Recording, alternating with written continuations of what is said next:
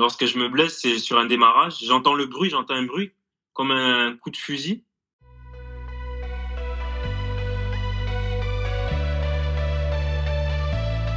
Pour cette saison 2025-2026 sur 11 mondial, on a choisi de suivre le parcours de Nathan Ngoumou. Formé du côté de Toulouse, il s'était fait un nom avec la génération Manu Koné et Amin Adli en Ligue 2. En 2022, il s'était envolé pour le Borussia Mönchengladbach, une belle terre d'accueil pour les Frenchies en Bundesliga. L'an dernier, il vit une saison crescendo avec une véritable montée en puissance qui s'est finalement heurtée à une terrible blessure. Et non, ça n'est pas les ligaments croisés mais bien la rupture du tendon d'Achille, la pire blessure pour un footballeur. Depuis, il a entamé un long et douloureux processus de retour sur le terrain dans lequel nous avons décidé de l'accompagner tout au long de la saison.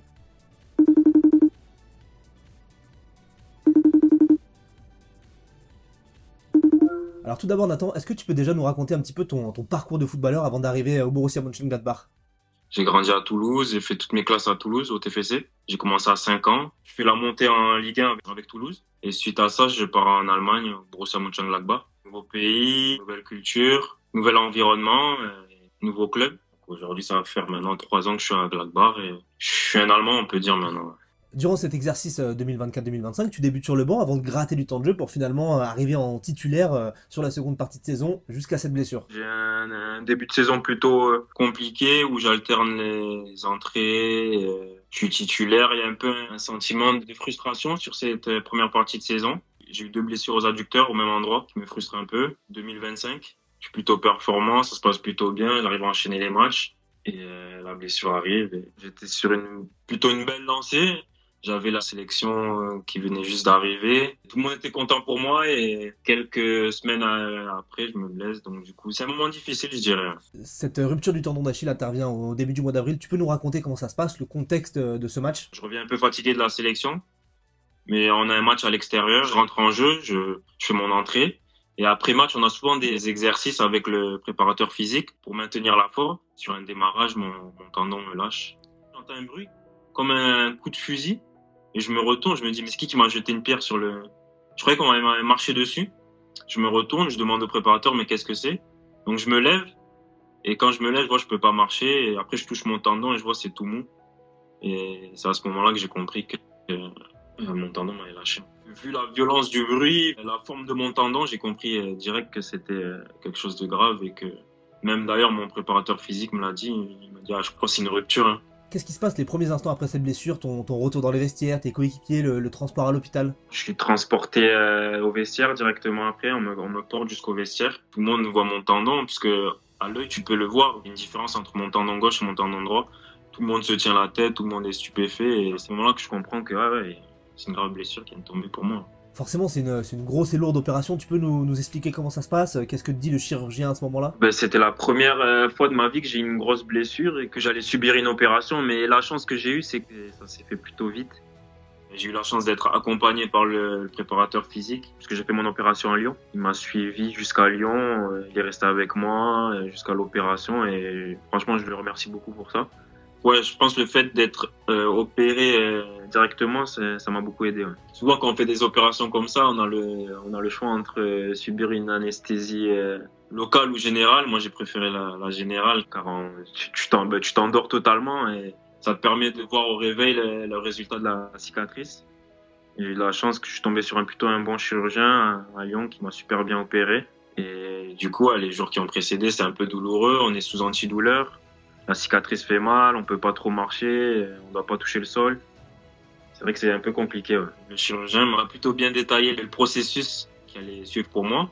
C'est-à-dire, c'est une blessure plutôt longue, pouvoir marcher dans les prochaines semaines, les prochains mois vont être compliqués, que je dois être bien assidu pour que mon tendon se reconstruise bien.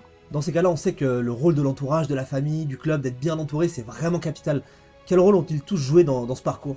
J'ai la chance d'avoir une famille très proche, frères, mes amis, tout le monde était, même le club, ils ont été proches de moi, ils m'ont beaucoup aidé, ils m'ont beaucoup conseillé à garder la tête, ne pas partir en dépression parce que c'était vraiment un moment compliqué, une blessure longue comme ça. Dans cette convalescence, tu l'as attaqué au Borussia avant de faire un petit passage du côté de Clairefontaine. Tu peux nous raconter pourquoi tu es allé à Clairefontaine? Et le club avait déjà envoyé certains joueurs là-bas et ils étaient plutôt satisfaits du travail, donc du coup, ils m'ont laissé aller à Clairefontaine. Ce qui est marrant, c'est qu'à Clairefontaine, j'ai croisé d'autres joueurs ayant eu la même blessure que moi, donc c'est plutôt rare. puisqu'on m'a dit que c'était une blessure rare, et là, j'ai croisé plusieurs joueurs, hein. Donc c'était plutôt encourageant. Ça remonte le moral, quoi, un peu. Et j'ai croisé Bradley Loco, qui s'est blessé l'année dernière, je crois, qui est revenu à Brest. J'ai croisé Renaud Ripart, qui a eu la même blessure que moi, sauf que lui, il avait les croisés, mais lui, il a eu la rupture. Donc du coup, ils m'ont plutôt donné de bons conseils, ce qu'il faut bien respecter. Et...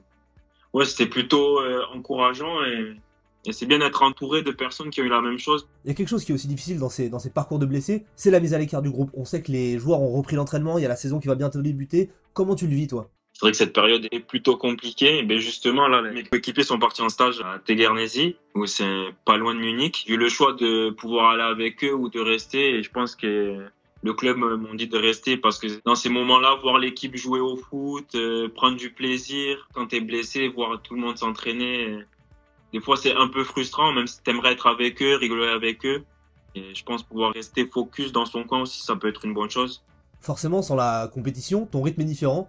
Qu'est-ce qui t'anime au quotidien? Tu t'es découvert un peu des nouvelles passions? En ce moment, je lis des livres sur la confiance en soi, le fait de rester focus, la résilience, tu vois, après des drames, comment bien se relever. Je suis dans cette optique en ce moment. Ça fait 4 mois que tu t'es blessé, tu t'es fait opérer, tu as repris l'entraînement de manière individuelle. Où est-ce que tu en es physiquement? Là, je suis plutôt en avance sur ma réathlétisation. J'ai repris la course tapis sur l'haltérgie. L'haltérgie, c'est le tapis de course où ton poids est légèrement diminué pour faciliter ta course. Et c'est super bien. Donc, du coup, là, je suis à 70% de mon poids de corps. Et je cours sur ça et ça me permet de travailler ma flexibilité de cheville. Ensuite, je travaille les jambes, je fais le haut du corps. Voilà, je travaille le mollet, le plus important. Bon, quel est ton mot d'ordre pour tenir et ne rien lâcher? Je dirais un mot, c'est la résilience. Merci Nathan pour ce moment, on va continuer de te suivre tout au long de la saison pour ton retour en espérant que ça soit le plus rapidement possible. Et comme d'habitude, vous pouvez retrouver tous les contenus mondiaux sur les réseaux sociaux, sur le site avec le magazine.